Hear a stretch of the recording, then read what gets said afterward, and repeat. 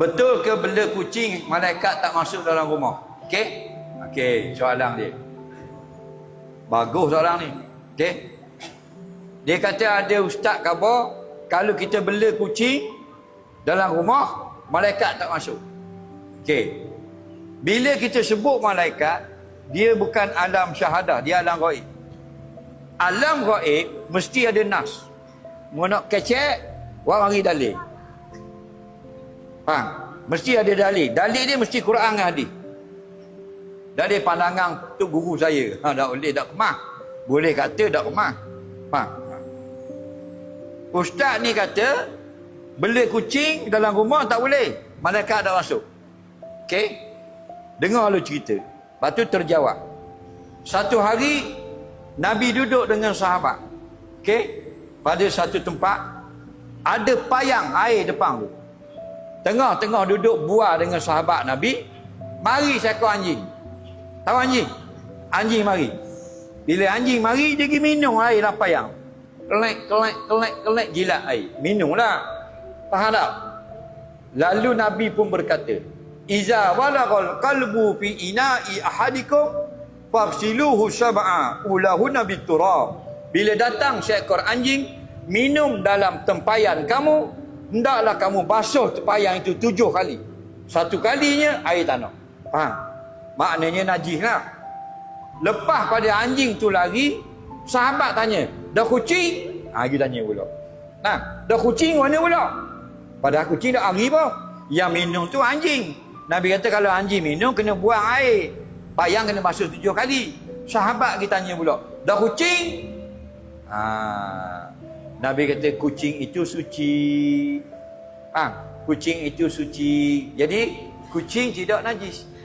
Kucing ini Nabi kata binatang yang berkeliling pada manusia. Allah jadikan kucing binatang yang jenis main dengan manusia.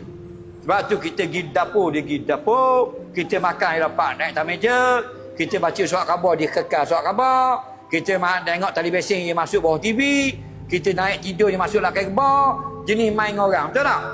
Allah tu buat apa dia buat kucing jenis main orang? Kerana sesuai.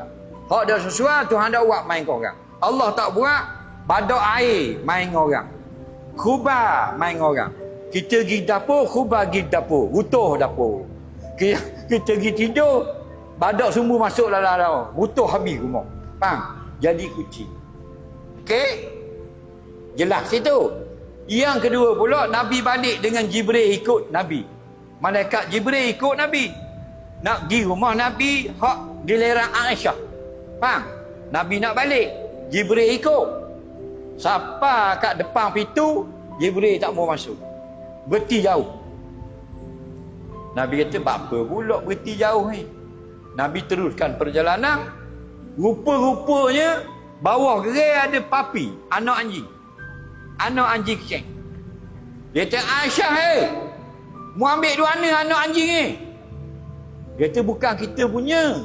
Tak tahu awak siapa. Lalu Aisyah pun halau. Syuk, lari. Bila lari, barulah Jibril mari. Berbisik kepada Nabi. Lalu Nabi mengeluarkan satu ucapan. Innal malaikata la tadkhulu baitan fihi kalbun. Sesungguhnya malaikat tidak akan masuk ke dalam rumah yang ada anjing. Ustaz ni kata kucing.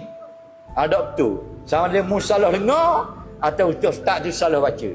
Faham lagi? Jangan marah ke dia pula. Dia manusia ni lepas pada dah ingat. Tak. Jadi kucing tak ada nah, malaikat tak masuk. Kalau nak puas hati, pergi cari di kedai-kedai kitab di Terengganu ke Malaysia, wallahu alam. Kalau di Mesir banyak jual, di Jordan dia jual. Dia kata baitun la yadkhulu fihi malakun. Ada satu kitab ulama Mesir sekarang, rumah-rumah yang tidak dimasuki oleh malaikat. Faham lagi? Dan tak ada sebut kucing. Yang ada sebut anjing, ada sebut orang junub, ada sebut orang berjudi, ada sebut orang minum arak, ada sebut orang tenung nasib, ada sebut orang apa benda ni, anjing dan sebagainya. Faham? Jadi tak tu tersalah. Tak ada masalah. Faham lagi? Begitu juga dengan binatang yang tidak disebut.